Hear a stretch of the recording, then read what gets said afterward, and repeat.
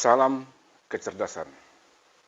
Selamat berjumpa kembali dalam channel saya, Si Hotang Marsoid, ya, yang selalu setia dalam hal mencerdaskan kehidupan. Kali ini kita berbicara tentang penggabungan tuntutan atau penggabungan gugatan. Ya, selamat menyaksikan. Baik, nah, secara teknis penggabungan gugatan itu berarti penggabungan beberapa gugatan, ya, beberapa gugatan itu dalam satu gugatan. Nah, disebut juga ini kumulasi, ya, disebut juga istilah penggabungan ini dengan istilah kumulasi gugatan. Nah, kalau di dalam bahasa Belandanya disebut samenvoeging van vordering. Artinya penggabungan lebih dari satu tuntutan hukum, lebih dari satu tuntutannya, ke dalam satu gugatan, Nah, pada prinsipnya setiap gugatan harus berdiri sendiri, itu biasa, itu pada prinsip, ya. Masing-masing gugatan itu diajukan dalam satu surat gugatan yang terpisah serta berdiri sendiri, itu pada prinsip. Akan tetapi dalam hal batas-batas tertentu dibolehkan melakukan penggabungan ini, ya, penggabungan gugatan dalam satu surat gugatan. Nah, apabila antara satu gugatan dengan gugatan yang lain terdapat hubungan yang erat, maka dibolehkanlah menjadi satu gugatan, ya, menjadi satu gugatan. Nah, sederhananya adalah penyatuan lebih dari satu gugatan, bahkan lebih, ya, ke dalam satu gugatan. Nah, suatu kumulasi gugatan dikatakan bersifat subjektif, yaitu apabila dalam satu surat gugatan tersebut terdapat beberapa orang tergugat.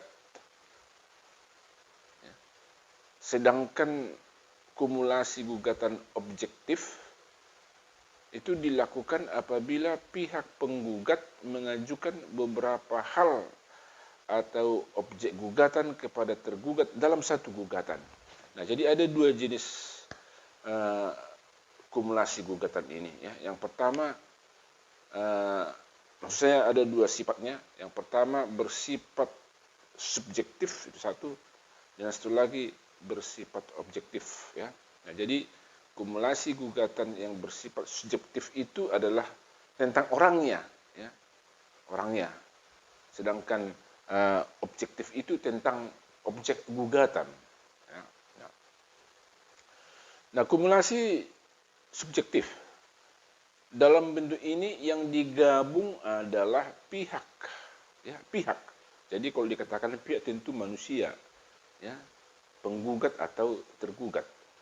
Nah, dalam bentuk ini yang digabung adalah pihak dalam gugatan.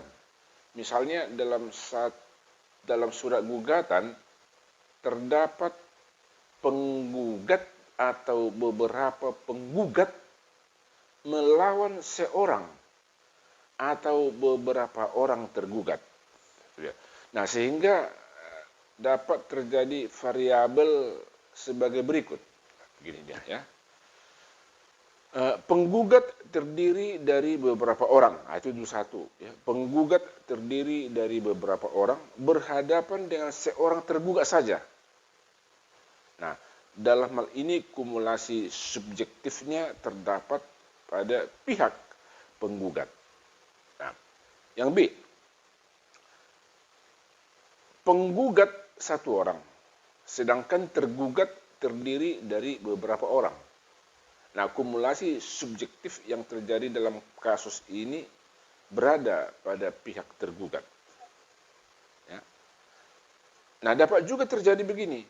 kumulasi subjektif yang meliputi pihak penggugat dan tergugat. Pada kumulasi yang seperti itu, penggugat terdiri dari beberapa orang berhadapan dengan beberapa orang tergugat. Itu bisa saja terjadi. Nah, sebagai syarat kumulasi gugatan ini harus terdapat adanya hubungan hukum di antara para pihak, ya. Jadi harus ada hubungan hukum di antara para pihak itu. Baik itu penggugat, ya, itu harus ada satu hubungan hukum dengan tergugat, atau di antara para tergugat ini juga harus ada satu hubungan hukum. Ya. Jadi tidak boleh berwarna-warni, ya, nggak boleh. Nah, dalam kumulasi subjektif yang kita lihat, maksud saya begini, kumulasi objektif. Kumulasi objektif dalam bentuk ini yang digabung adalah materi gugatan. Ya, materi gugatan. Penggugat menggabungkan beberapa gugatan dalam satu surat gugatan. Nah, jadi yang menjadi faktor kumulasinya atau gabungannya adalah gugatan, yaitu beberapa gugatan digabung dalam satu gugatan. Nah, kita bandingkan tadi dengan subjektif. Kalau subjektif itu adalah kumpulan orang, ini kumpulan gugatan, ya, kumpulan tuntutan. Ya. Nah, namun agar penggabungan gugatan tersebut sah dan memenuhi syarat, maka di antara gugatan itu harus terdapat hubungan yang erat, ya. Innerlijk samenhangen, itu bahasa Belandanya. Nah, penggabungan objektif tidak dibolehkan kalau dia, ya, tidak dibolehkan dilakukan dalam hal begini. Hakim tidak berwenang, ya, hakim tidak berwenang untuk, kita lihat dulu,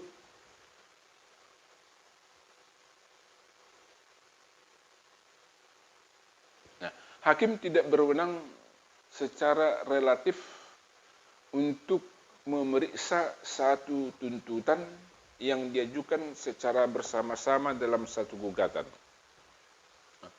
Coba, ya, hakim tidak berwenang secara relatif untuk memeriksa satu tuntutan yang diajukan secara bersama-sama dalam satu gugatan, Nah, satu tuntutan tertentu diperlukan satu gugatan khusus.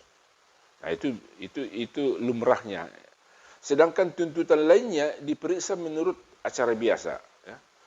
Nah, tuntutan tentang penguasaan suatu benda, itu namanya besit, ya. Besit itu adalah siapa yang menguasai suatu benda, itu disebut besit. Itu tidak boleh diajukan bersama-sama dengan tuntutan tentang hak atas suatu benda atau disebut dengan eigendom dalam satu gugatan. Nah, jadi tuntutan tentang besit dengan tuntutan tentang eigendom itu tidak boleh digabung menjadi dalam satu gabungan objektif. Nggak boleh. Itu harus dipisah. Itu. Nah, ada beberapa jurisprudensi mengenai penggabungan gugatan ini. Ya. Ada putusan Mahkamah Agung RI nomor 1043 K, itu tanggal 3 Desember tahun 1974. Nah, di situ boleh kita lihat high air kan hukum acara perdata, ya.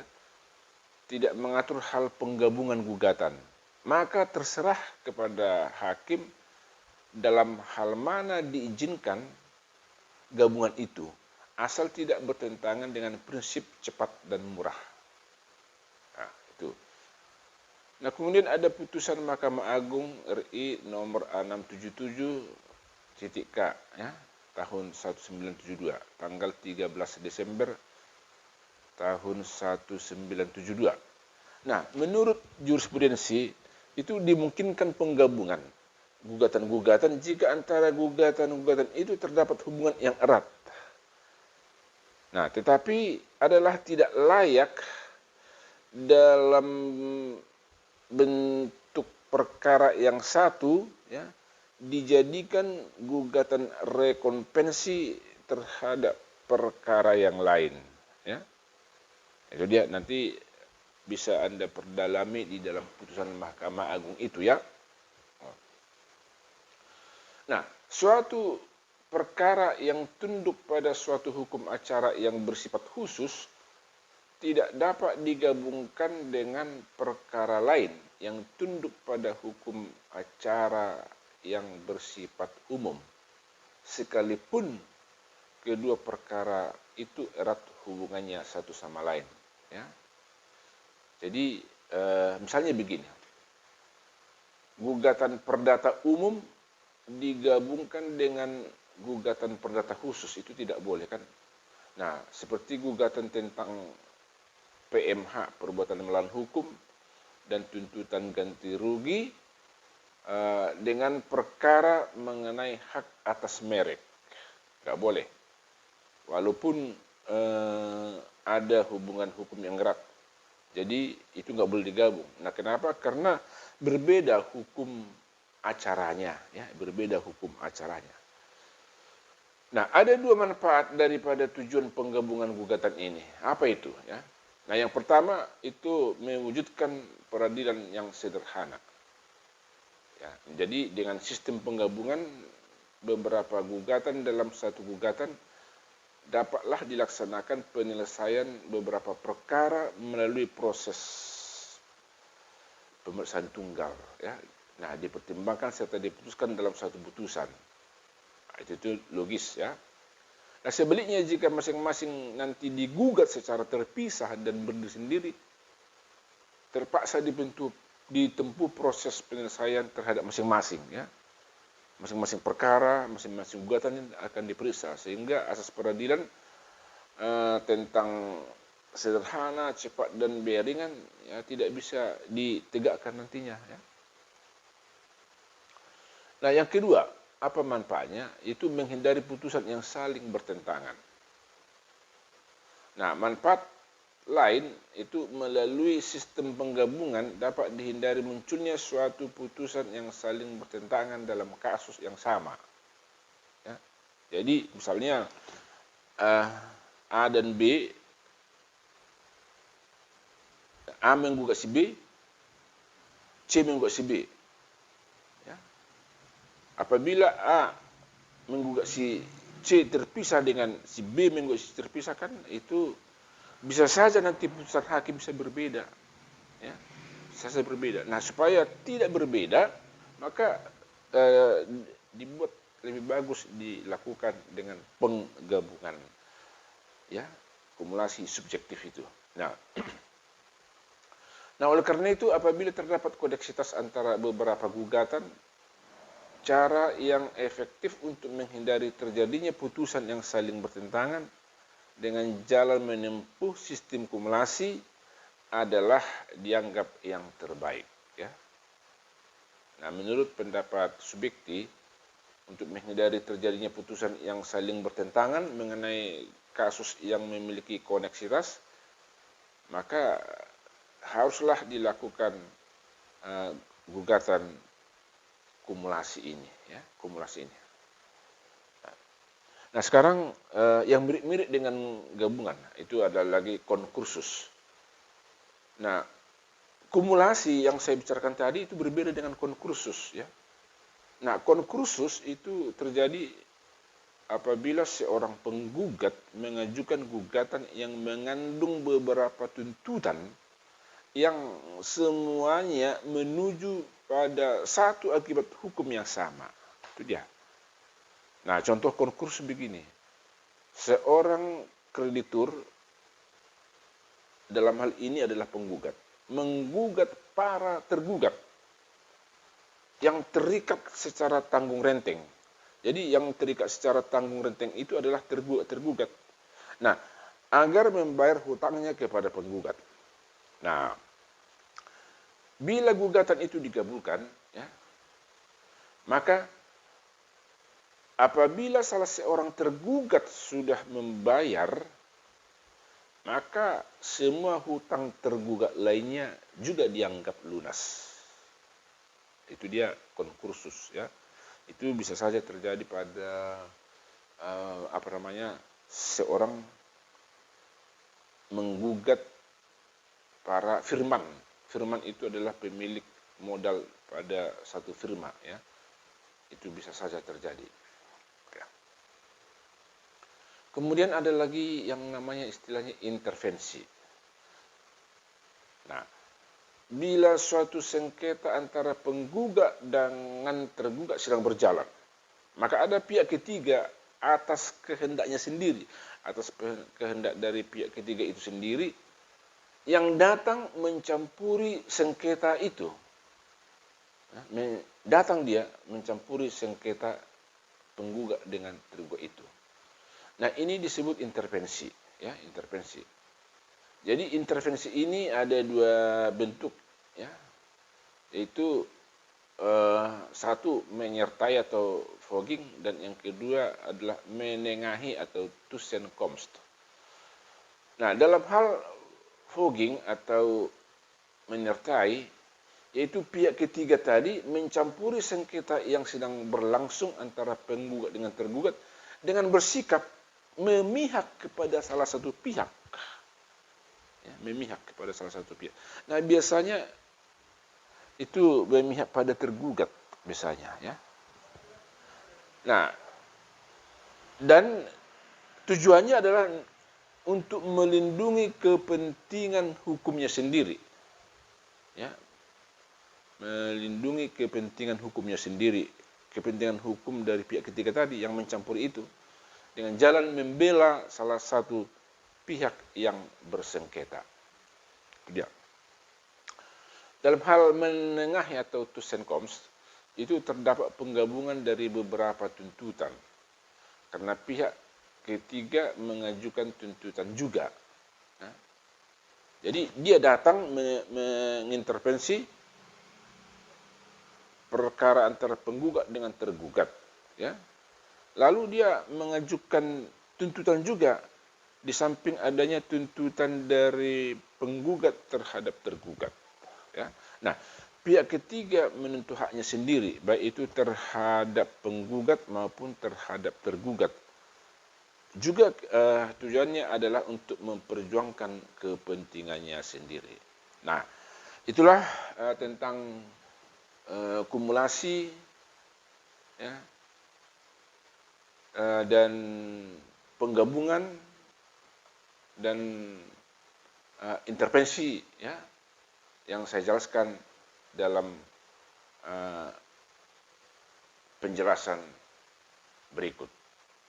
Baik, sampai di sini kita bertemu di lain waktu dengan kesempatan dan topik yang berbeda. Salam kecerdasan.